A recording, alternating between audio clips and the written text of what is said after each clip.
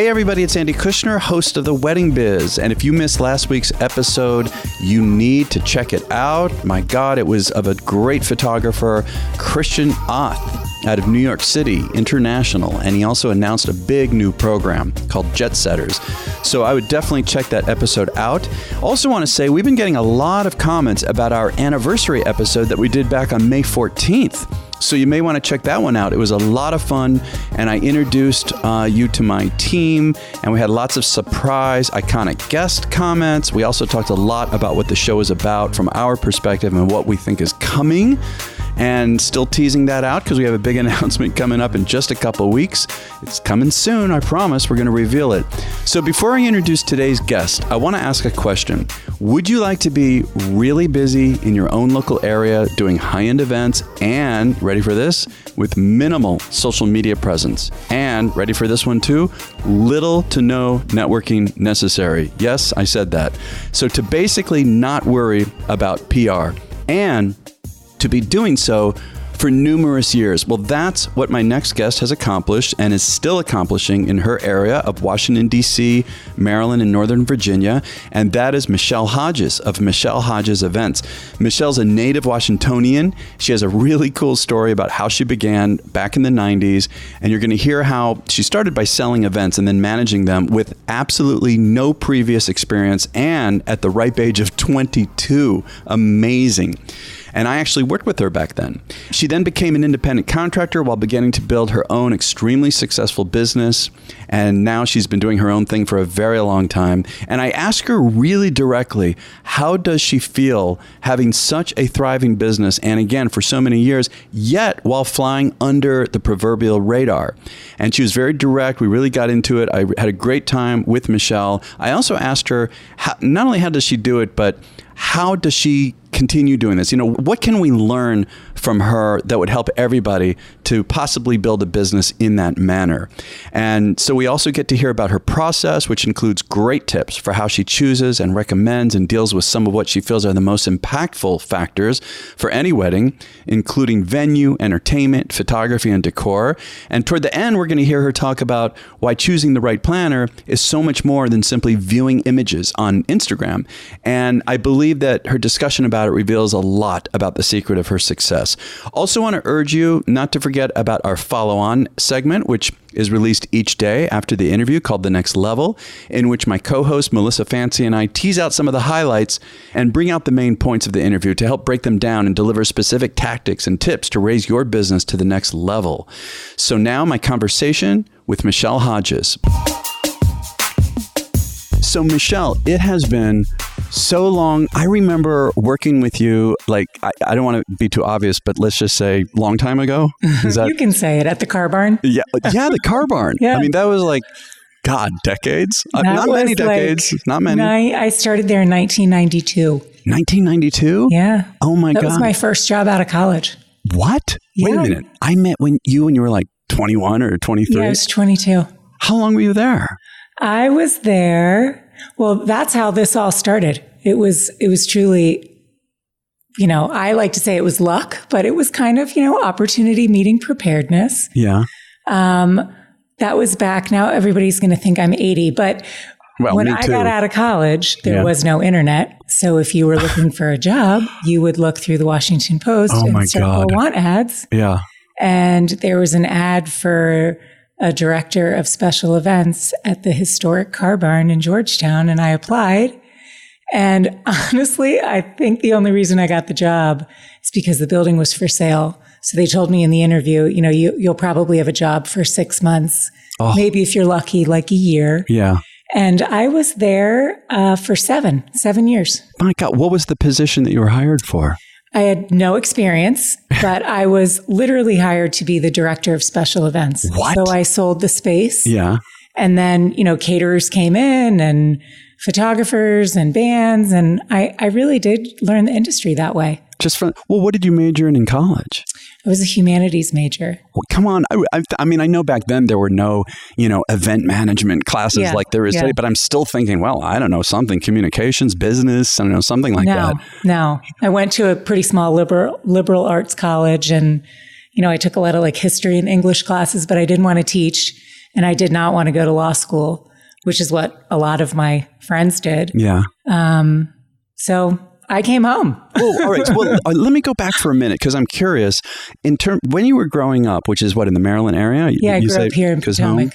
So when you were growing up, I mean, was there any interest in whatever, interior design, decorating, flowers, furniture, like, setting it up? Like, was there anything related to events at all that you were passionate about? Yeah, the honest answer is I never envisioned myself being a party planner. That was not really my goal. Yeah. If anything, I was more of a tomboy. I played a ton of sports, and I was from a pretty big Irish-Italian family. Mm-hmm. My mom is the one that's Italian, and she's from a huge family, and they love to cook and they love to eat. And my mom was always a really great entertainer. So I remember as a kid, my parents having big dinner parties. Yeah. And I have a younger sister that didn't really make it, but she did try to pursue acting in New York and then ultimately LA. And she would entertain everyone and come down and like tap dance in the foyer for everyone. It was so funny. So I remember that. But, but were you particularly drawn, like in terms of the parties? Did you like help your mother and stuff like that? That part I loved. Uh-huh. And I do like to cook, and I love food, and I love, the presentation of everything. Mm-hmm. But again, like I really felt like I fell into this. And it's funny, I get approached often from younger women who are trying to pursue this as a field. Mm-hmm. And I readily admit, like, I had zero experience. If you want to try it, go for it. You'll make it. If you work hard, you'll make it. It's so interesting on this show. So many people I've had, most people kind of fell into it. Mm-hmm. I mean, that's so radically different than my history of everything that I've done. I mean, I even sold for IBM, and I pursued it doggedly, and I didn't make the first interview, and I kept going, and I finally got in, and it was sales. And then the way I did the music, everything was so deliberate. Like, it felt like so much work. And so many of the party planners and designers, and even other people in the business, seem to fall into it. And maybe part of it is that depends on how old they are, right? Because there was a time when it wasn't technically an industry yet. Right. So for you, I want to come back. So in college, was there any manifestation of manifesting, some kind of being on the head of the committees of events, parties, nothing like that? It's funny. I went to a really small school. I went to Providence College in Rhode Island, and it's a pretty small Catholic school. Yeah. At the time, there were about 4,000 kids there. Mm. There's no Greek system. And trust me, we definitely had a great time. We didn't miss out on any of that. And when you were at that time, you would live on campus your freshman and sophomore year. Yeah. And most people moved off for junior and senior year. Mm. So I was really lucky. I lived with the same group of girlfriends. There were 9 of us in this house.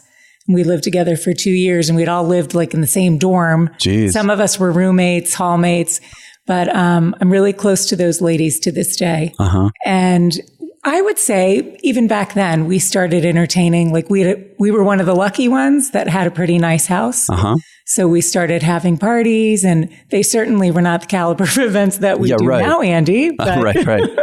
Well, so then you go to the car barn, you get that job. And how are you approaching the very beginning when you've had no experience and they're telling you that you're the head of events? Well, it wasn't very busy when I got there. I mean, there were a handful of events on the books, and it was really an office building that had terraces and 2 ballrooms that overlooked the Potomac River in the city. It's funny. I was thrilled to have a job because I so desperately needed a paycheck. I'd moved back home with my mother, which I really didn't want to do. I'd hoped to have lived in Boston at the time with a bunch of friends. But it was not busy at the beginning. There were a handful of events that were already on the books.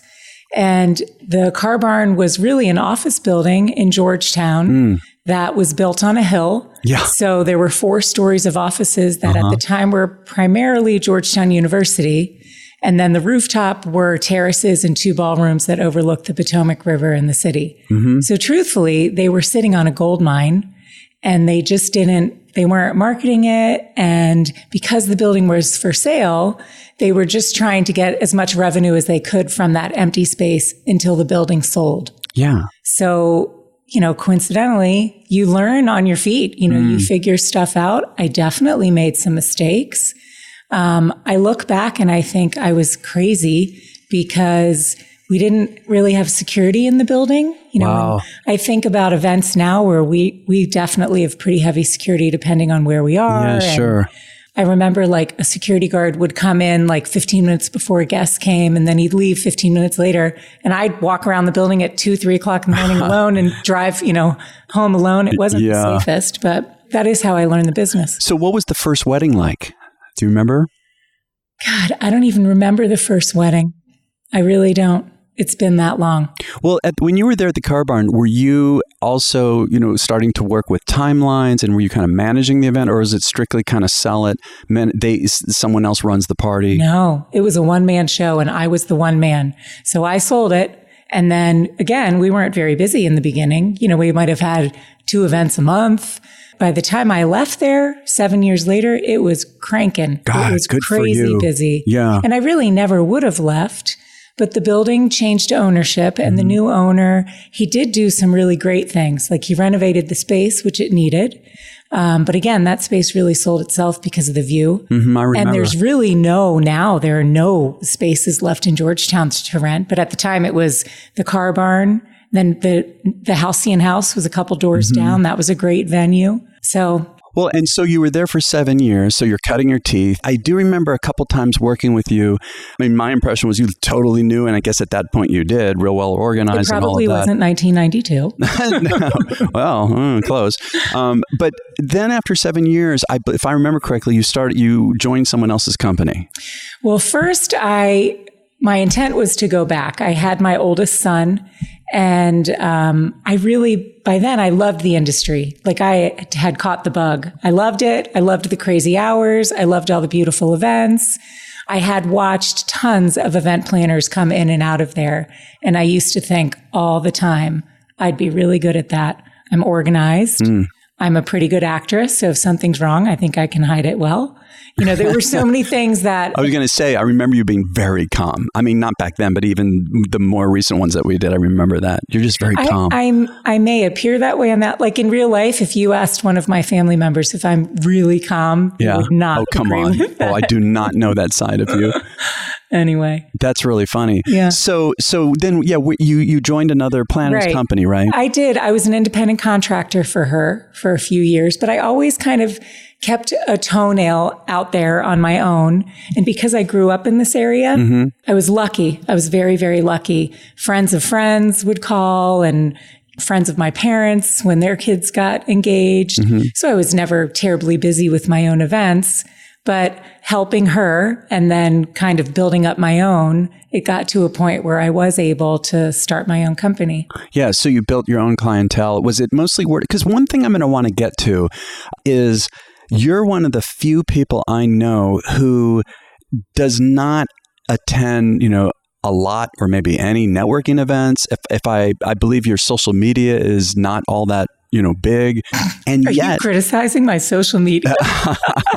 No, but from what I know, I consider you extremely successful. You've got a great reputation. I've seen the parties, when we last worked, I can't remember, it was off the water somewhere, kind of elegant, understated. I mean, it's just fascinating. A lot of people would love to know, like, what is your secret? How do you do it? Especially today, when in today's world, my God, you got to have a ton of Instagram going and Twitter and there's Pinterest and there's Facebook and then there's all these networking events and parties and yet you seem to just like fly right under that radar and you're kicking ass. I like flying under the radar. I don't love a ton of attention.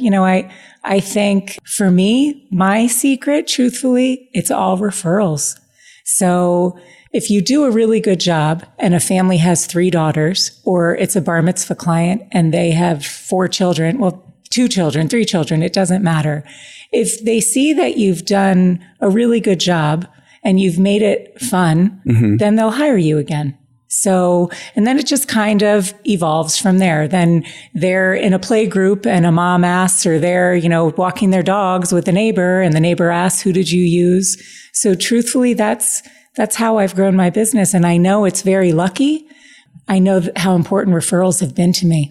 Well, I think, Michele, it says something for sure about you. I mean, you're being modest about it and, that's nice. But again, these days, most people I know are also having to still have a certain amount of hustle going on. And especially with not only the technology that's available and how people are utilizing it, but also, the growth of like millennials more and more starting to make the decision. There's more a lot more planners, designers coming in, the whole story, thinking it's so glamorous and everything, and they don't realize. And I don't know, it's such a different world out there. It's rare that I run into anyone, even the absolute most successful TV books, there's still a hustle going on, to get work and to keep work coming in.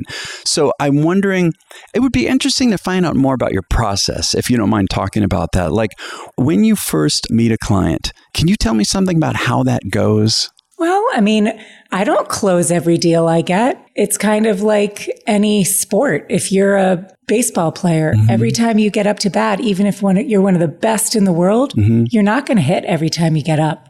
So I think I took it a little bit harder when I was younger, and I'd interview with a family, and it's a little bit intimidating to this day. I don't love being interviewed. Yeah. Which is why I love those referrals, because they already kind of feel like they know me. Yeah, right. But sometimes you'll get up from someone's kitchen table and drive away thinking like, that went awesome. Yeah. I totally got the job. Yeah. And they don't hire you. And you're surprised to not win. Yeah. And then there are other times where you're like, wow, that just did not go well. I didn't explain myself well. And then you get a call the next day, like, we'd love to work with you, Michele. So you just never know. I think the more people that you sit down and meet with, you're not going to be the right fit for everyone. Yeah. And that's okay. But there's enough business out there. We're so lucky in this area. There's a lot of money. There are a lot of people that plan very high events. I think you just have to listen. Like, you need to listen to your client and present and bring to them and create the event that they're looking for, not what you would do.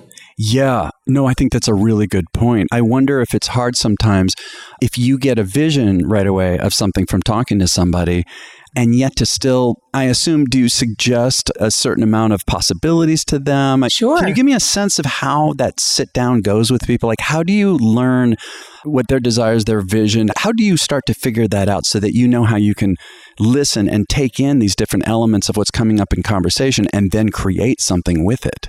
Well, it's not one conversation, truthfully. If you are fortunate enough to get hired to do someone's wedding or their son's bar mitzvah, depending on the client, some of my clients I spend a lot of time with. It's not necessarily always face to face, but that initial meeting or two definitely are. And, you're walking a little bit of a thin line. Like, you do need to convey to someone when they're envisioning something that isn't the greatest idea. You have to tread pretty lightly and explain to them, like, listen, I'm here to help you and to be your advocate and to create what it is you want, but that might not be the greatest idea to have all these kids on a boat, for whatever reason. Yeah. Sometimes people will listen, sometimes they won't. And the only other time that you really have to be pretty vocal is if someone's making a terrible mistake, like they're about to sign a contract, they found a venue on their own. The people that sell the venue tell them, like, we can definitely seat 180 people with the dance floor. And I know there's no way that particular space is large enough. Yeah. But, I kind of do things in a sequential order. So the part where you start to get really creative and you're designing the way something's going to look doesn't happen in the beginning. Yeah. You have to find a venue before you can do anything else, a space that's big enough to accommodate the group. And then depending on what their ideas are, there's only certain venues that you take them to in the first place. Yeah. Like some of my clients right off the bat will say, we only want to be in a DC hotel. Some people will say, we only want to be in a vineyard in Charlottesville, Virginia, or we only want to be in a tent somewhere on the water. So you're limited right there, Well, and to go back for a moment, you were talking about how you will speak up. You were saying there's the real obvious strong ones, but then there's others where, well, I'm not sure about it. It would seem to me that if I'm the client, or prospective client, that it's building a trust.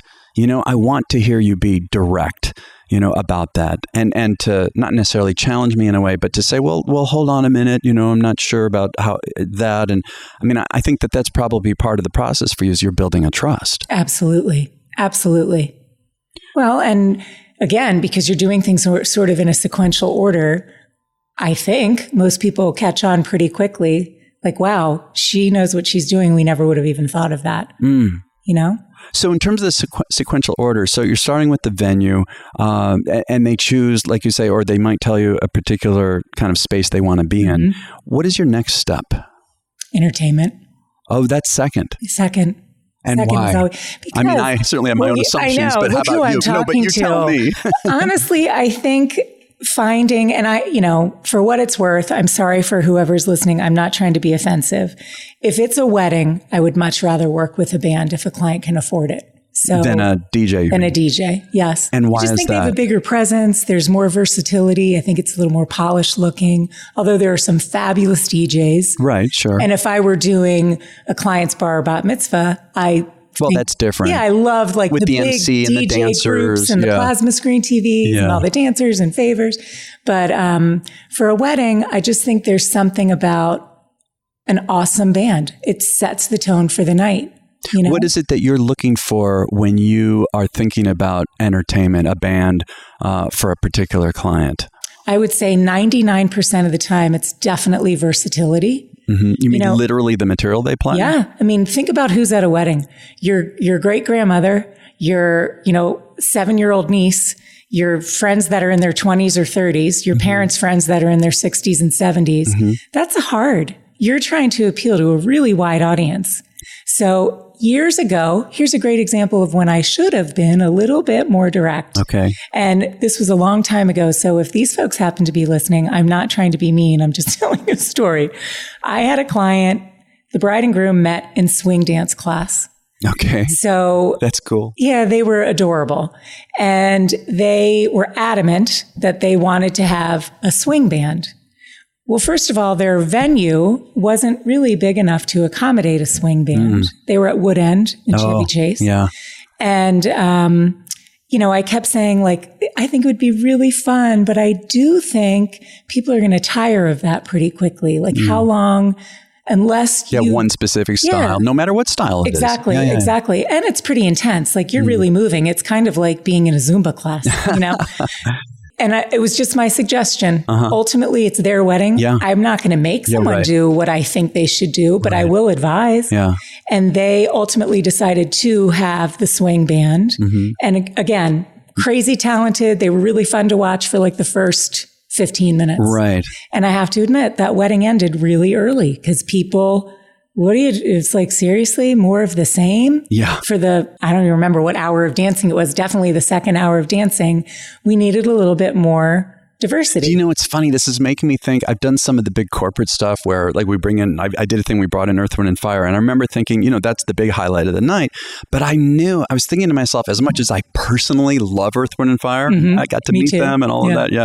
Still, I was thinking to myself, this party was outdoors at the Gaylord.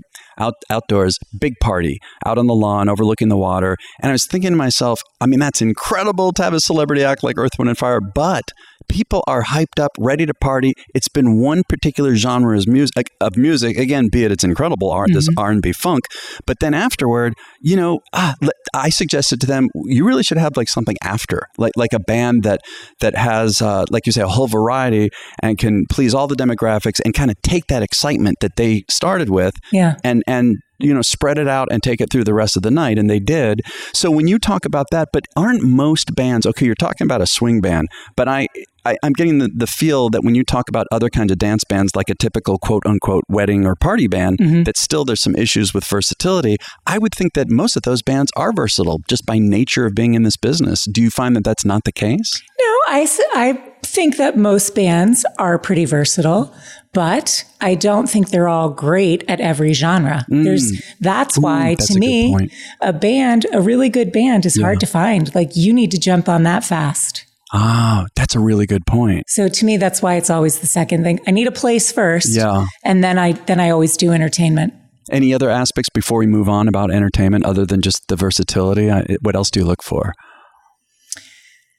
No offense. I love Earth, Wind and Fire, but one thing that's irritating for planners and for all the other vendors, it's frustrating sometimes when a band is really high maintenance. I'm not trying to be disrespectful, but we're all working for this client this particular Saturday night. A band typically rolls in if a wedding starts, say the client ceremonies in a portion of the ballroom at 7, and then they cocktail from 7:30 to 8:30. Yep. I don't really need the band until like 8:30 at night. Yeah. So I oftentimes scratch my head like, seriously, you guys, I've been here since 10:30 this morning and you just got here an hour and a half ago. I can't get you a hot meal at this moment. I think sometimes... Oh, nice that you offer hot meals. Well, sometimes it's in like a rider, and I'll always explain to the client, like, unless I'm in a hotel, I can't guarantee that anyway. Yeah. Sometimes you're at somebody's property on the Eastern Shore, you're in a tent, the caterer can't possibly have hot meals ready hours before guests. Yeah, I think that's a lot to ask for a band. I mean, it's a nice thing. It's nice icing on the cake. But just to get back to your point, but as long as they're ready on time for the start of the party, or is it just more peace of mind for you? No, I'll admit, there are some bands that I promote that I know are kind of difficult to work with, but when I'm sharing suggestions with a client, I will divulge that information up front. Say they're wildly talented, but the band leader can be difficult. They're going to want XYZ. They're going to want, 8 sleeping rooms, whatever it is, what ridiculous things that they want. Yeah. And sometimes, if a client likes them and another band equally, and the other band is way easier to deal with, I'm pushing for the easier band. Right. And just a little bit, what does easy to work with look like to you? Oh, I don't know. Again, I think sometimes in our industry, we're all guilty of it. We forget we're working. We're the worker bees. We're not the client. Yeah.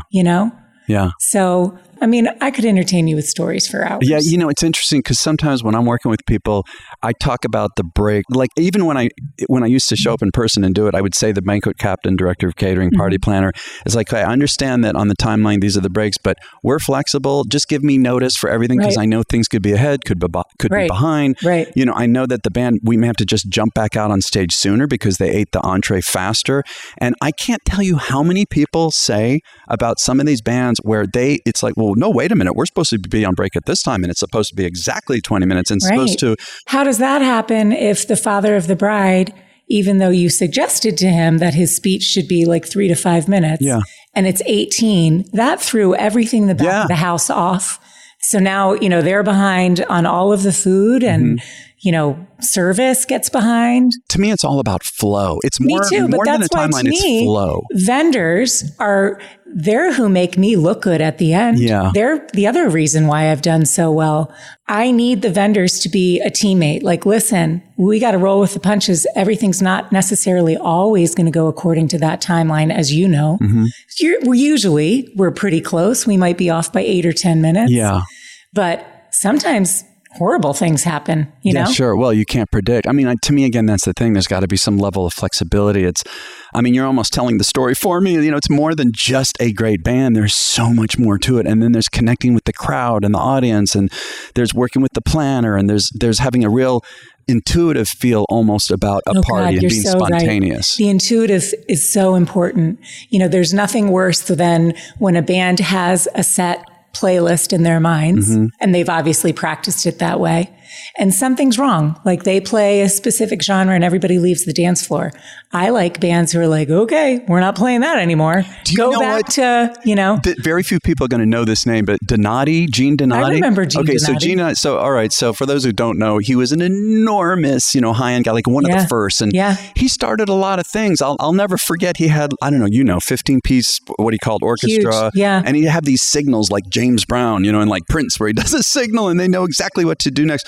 But I'll never forget when I first started a band. This is really funny. This goes way back. I was trying to figure out, I wasn't ready to have my own company, so I was going to different agencies to kind of get a feel for who should I go with.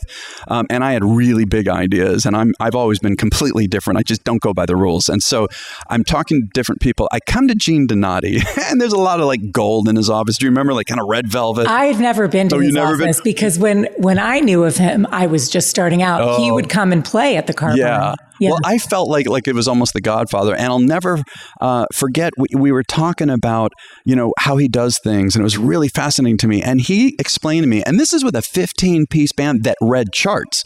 Like, I require all my bands to memorize. Otherwise, how can you be spontaneous? Yeah. I mean, we do not read a single note. So I was talking to him about that. They had charts, and he told me that he would choose the song in the moment, like 15-member orchestra, 20-piece orchestra, all reading charts. And he would have these signals where they would go right from one song to another one, barely a break. And he did not have a set list. That's what taught me to not have a set list, because that was radical back then. From what I hear, there's still a lot of people who have set lists, but I never had a set list because I didn't have to, like, if I had learned to do set lists, it would have been so hard to get off the idea of set lists, right? So I learned from him, and I remember thinking, oh my God, what? And then I started to understand flow, and you're in the moment, and you might have a medley, right? We'll have a medley, or these days a mashup, watching the crowd, and each of my acts has someone doing this, watching the crowd, what's going on, and the timeline, what's supposed to happen, plus there's the vibe and taking them on a journey and the flow the whole night, even musically, like a concert. You want to build, bring down a little, bring up, have some beautiful, wonderful, loving moments, and then just smash him in the head with, rock the hell out of it. Right. And I remember always watching the crowd carefully. And sometimes, there used to be more ballads in the old days. Yeah. And I would watch people getting a little tired. Let's give them a ballad. Okay, now let's do a mid-tempo to start to build them back up, because they just had this sweet, slow moment.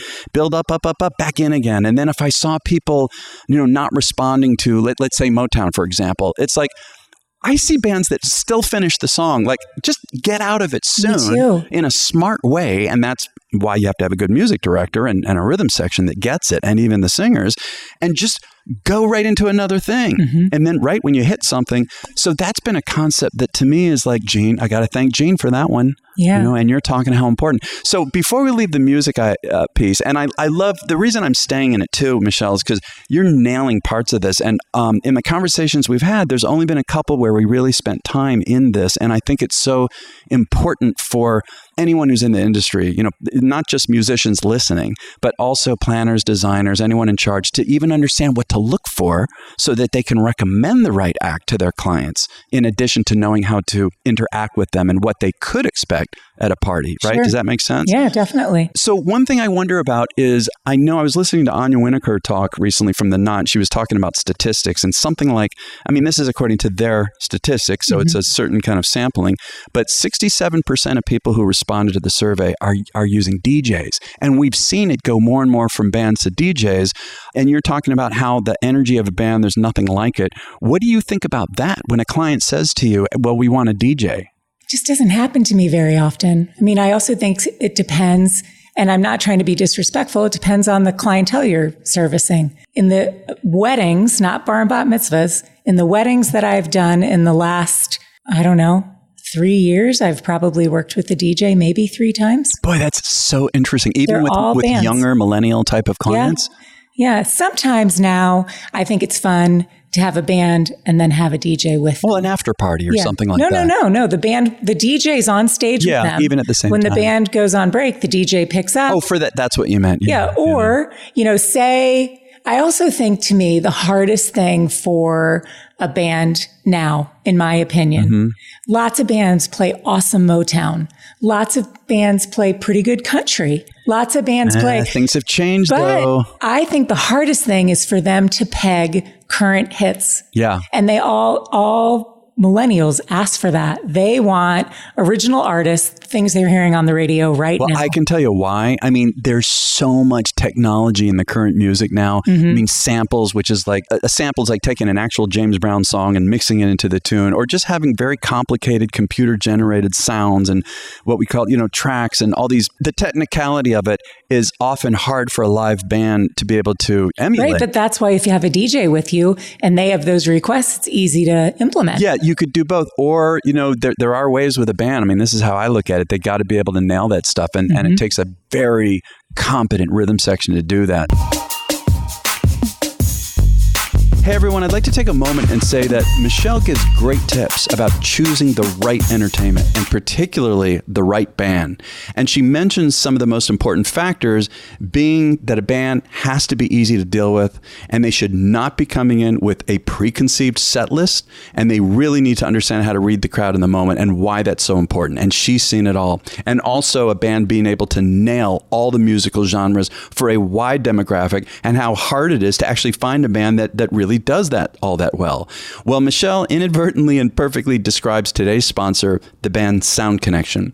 Sound Connection painstakingly meets all of that criterion and has done so for decades. In spite of their longevity, they maintain the hottest and most youthful elements combined with enough seasoned professionals to have everything in one package. And this band flies all over the world. They have done it all. They've worked with some of the icons who have been interviewed on this show. No matter what the job is, Sound Connection includes a highly trained production manager so that the band can focus on what they do best, and the planner or client's representative has a trained professional who manages the logistical aspect of the night as it relates to music and entertainment. So to find out more about Sound Connection, go to theweddingbiz.com/Sound Connection.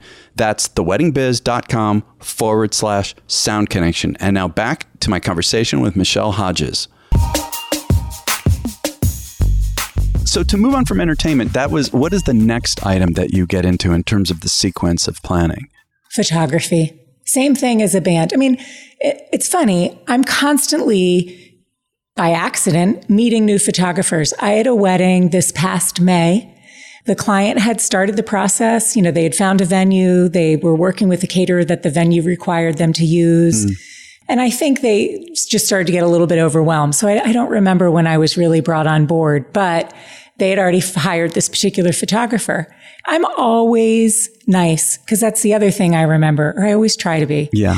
I remember the years that I ran the car barn when vendors weren't nice to me or to other people. Again, we're all giving up our Saturday to make this one young couple's dream come true. Yeah. So let's just all be nice to one another and we'll get through it. Some events are way harder than others. This out, isn't that but crazy? It's to me, when I watch other vendors being nasty, it doesn't get you anywhere. It's literally like sitting in the street and honking your horn in traffic. It is not going to help at all. Yeah. So even if someone's really infuriating you, it bothers me. I just I don't like to be that way. I hate it when I lose my temper. So this photographer, this event was kind of in a rural area. I was nice. I gave her the timeline and made sure everything worked for them and blah, blah, blah. It happened to be a pretty difficult event because of Mother Nature. It rained like cats and dogs. A lot of stuff was supposed to be outside that we had to move inside. And I just didn't realize how talented this woman was until she sent me the link from the wedding pictures. And I was blown away. By what? She was fabulous. She was a really, really talented shooter. And, it's so funny. Like, you just can't judge a book by its cover. I would have never thought. I would have been like, okay, she's a little teeny country photographer. I see. Right. Yeah, she was great. God, that's an interesting point too. Like, giving someone a chance. I mean, again, you didn't know right up front. No, but I will be using her in the future. Yeah, that's fantastic. Yeah. And so what comes after a photographer? I would say after that, then you do start working a little bit on decor and the look and the vibe of a party, And again, a lot of it's contingent on your venue. If you're in a space, I've done a lot of work on the Eastern Shore in people's homes on the water. That's where we last worked, was the Eastern Shore. Yeah, and then, these gorgeous tents. Yeah. So I don't know. It depends on the look. Like, I would do something completely different for that kind of a tone than I would, for example, if you were at the top of the Hay Adams. Yeah. Yeah, sure. Like you don't have room for lounge furniture at the top of the hay. It's a completely different animal. I'm going to kind of stick with how this is so interesting, this conversation. I love it, how we're talking about choosing partners. I call them partners instead of vendors. So when you're looking at a decor, someone who's in decor, floral design, whatever it is, what do you look for in somebody like that? they have to be really creative. You know, I mean, that's the other problem. Because we're in this area where there are beautiful events every week, week after week after week after week, there is a lot of competition. And, you know, I hear it all the time, especially like bar and bat mitzvah clients. They want something really fabulous. What can our theme be? You know, you did X, Y, and Z families. You did this friend of mine. You did my cousin. I don't want it to look anything like theirs. So you always have to be like, okay, how do we do soccer and make it look completely different than any other soccer bar mitzvah? It's hard, you know, but I don't know. I say this to clients a lot too. We're lucky we're here. There's so many talented people in this area. It's not like I'm in the middle of North Dakota, you know, and there's one band and there's one good photographer and one florist. You know, there's a lot. And after decor, where do we go next? Oh God, Andy, you're making me really, and I don't want to teach everyone who's listening how to plan a wedding, but those are like the big things. Those are the big things. Well, I have another question actually I want to go into with you. Again, we talked earlier about, you know, being calm, your demeanor that you have. So when there's challenges, how do you deal with that? Like when I was younger, I say this all the time on the show, I used to wear my passion on my sleeve, and, you know, I'd also wear anxiety on the sleeve and stuff like that. And I started to realize that doing that, I forget who it was recently said it's contagious, you know, that, and you know, showing it like that is contagious to the rest of the team, and God forbid a client see anything like that.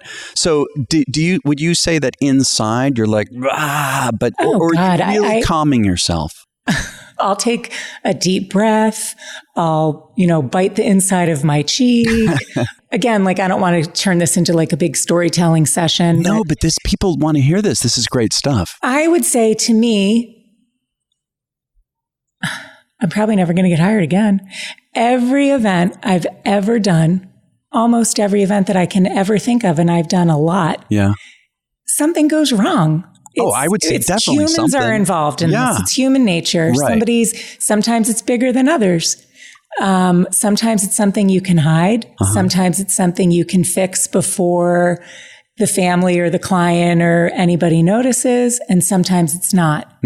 But I learned that at the car barn, watching like seasoned pros, like when the shit is hitting the fan, do not admit it. Figure it out. Do the best you can to fix it. But that brings me back to why the team of vendors is so important. Like I've had horrible things happen. I remember a B'nai Mitzvah that I had right around the corner from my home. I adore this family. I've done 3 bar and bat mitzvahs for them. And then the brother, I've done all of his kids' bar and bat mitzvahs, but it all started with this one event. And the only reason I remember the date is because it's my younger son's birthday. It was September 6th. I don't remember what year, but, we had a hurricane. So, you know, around here, that's hurricane season, and they have a beautiful home and a gorgeous piece of property. And it's really, really, really flat. So we went back and forth over tenting, flooring the tent. And I know that, you know, putting a floor in a tent is expensive, but I can honestly say that's the last tent I've ever done without a floor. And the reason being is because of the weather. You know, it got to the point where the weather forecasters were predicting it all week and warning people like this horrible storm is coming. So it came. But unfortunately, because of it, it was so deceptive. We had everything all set up and in place, and all the tables and chairs were in the tent the day before. Then the weather came like in the middle of the night. Just soaked it. It was so bad, and I didn't have a floor. So I called Davis Richardson from Sugar Plum Tent Company, who is definitely my favorite tent man. I'm charging for that, by the way. And this is why, Davis, if you happen to be listening, because technically the tent was up. We were not paying for an attendant to be there at their event because they had a lovely home. They had cleaned their septic tank. People could go in and out of their home to use bathrooms. So I didn't have a restroom trailer. I didn't need anybody for that. But ultimately, you know, I don't remember what time of day I got there, probably around 11 o'clock in the morning. And I usually, you know, wear something comfortable and then I change right before guests come. So I was in like cheap flip-flops. and walked into their backyard, and they had a friend who thought it would be smart to dig like a moat around the perimeter of the tent, but he made it way worse. Yeah. Because then everything that was being wheeled in and out, like the entertainment company had a lot of stuff, and the caterer was still bringing in like china and flatware and glassware. So it just turned into like a mudslide. And there was no way that I would have been able to get people into the actual tent. Yeah. Like, how do you get them in? Yeah. So I called Davis and not in front of the client. Right. I was like, don't worry. Yeah, right. Everything's going to be fine. Don't know how, but yeah. So I called him and I said, listen, I have never needed help like this ever. And I explained. And again, like his job with us technically was done. And I know when the weather's like that and he's tense elsewhere, I'm sure every other party planner and mother of the bride and father of the bride was also calling him that day. Yep. But he sent me a truck. They filled all the mud in with sand. They put plywood on top. Jeez. They put in green AstroTurf. Oh. And I was fine. And then miraculously, I would say maybe 45 minutes before the event, it stopped raining and the sun actually kind of came out. Oh, that's awesome. And it was a great party, but I felt bad, like the family. How stressful would that be? You're watching your yard get destroyed. Sure. Yeah. Well, I love that story. I think that's great. And so overall, I'm wondering, Michele, with all the years you've been doing this, what are some of the biggest changes that you've seen that are occurring now? The biggest changes. I think there's a lot on social media, which is good and bad. I think I don't use social media enough. And it's something, I try to post a couple of pictures every event that I do. People are going to be so envious. Yeah, go ahead. But, I think sometimes it's interesting. It's hard to pick a wedding planner from social media. I think there's so many more parts of it. It's kind of like, I'm certainly not putting myself in the same category as a doctor, but if I need like a new doctor for myself or someone in my family, I call friends and ask around, like, say, who do you guys use for this? Yeah. Have you had a good experience? Like when my kids needed braces on their teeth. I went to a couple orthodontists and interviewed them. I talked to friends. Yeah. I talked to neighbors. And based on recommendations, I ultimately picked who my So you're saying it's more than just, let's even give it this kind of a credit than just stunning images. It has to be more than that.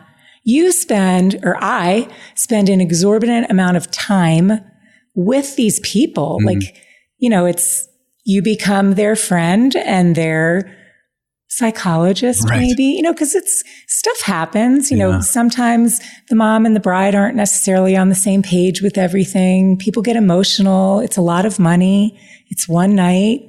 Sometimes brides, they're shy. They're going to be the center of attention. It's hard for them. So it's way more than just being able to pull off a really pretty party. It's way, way more than that.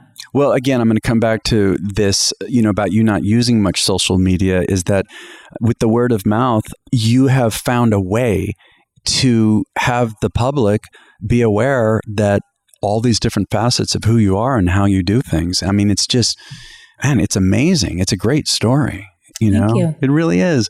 Well, before we go, if you were giving, let's say, a master class to a group of already pretty experienced planners, designers, we could say partners, vendors, all of that. Is there anything, one or two, whatever you would like to say, that you would sit down and say, look, this is what you need to know. This is what you got to focus on if you're going to be successful in today's market? It's really, you've got to be willing to stay up late and get up early and do what it takes to make that client happy, because you don't get a second chance, And some clients are really appreciative of that. And some people don't really even understand what you've put into making their event successful. Yeah. Yeah. I love that. I think that sums it all up. So what is the best way to reach you and find out more about you? My website, It's www.michellehodgesevents.com. So Michele with one L, Hodges, Hodges, events.com. And we're going to have links in the show notes. So be sure to go to the website and the Notes in the Cell app, and we'll have it there too. And they can follow me on Instagram. Okay, even though there's not going to be millions of pictures. Not millions, but those are truly my events. Yeah. And again, I post stuff from every event that I do. Okay. And that's an easy one. It's Michele Hodges Events. Awesome. Michele Hodges Events. Okay. Well, God, Michele, thank you. It's so nice to connect with you like this. And I loved this conversation. Thank you so much. I did too. Thanks for your time. Yeah.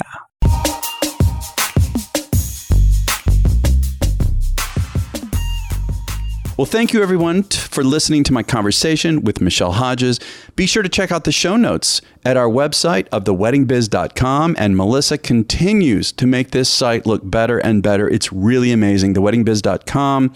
And also be sure to follow us on Instagram and our other social media handles, which is, or the handle is at Wedding Biz Show. Also, please share this episode with everybody that you know. Everyone. I think everyone would really enjoy this. And we really do appreciate, to be serious here, how much you all have shared. Our audience continues to grow, which allows us to bring you more and more services. We have so much in the works for you all. I can't wait to announce them. Be sure to refer to the Next Level episode that comes after this, in which my co-host and I tease out some of the highlights to help give you very deliverable tips to raise your business to the next level. Also, be sure to tune in next week, because next week's guest is Julie Sabatino of The Stylish Bride. I know many of you have heard of her. It's a real different kind of episode. It is so worth listening to. It's so different. It's so cool. And I'm so excited to have Julie on the show. Also, be sure to subscribe to the podcast, to the show, The Wedding Biz, wherever you get your podcast from.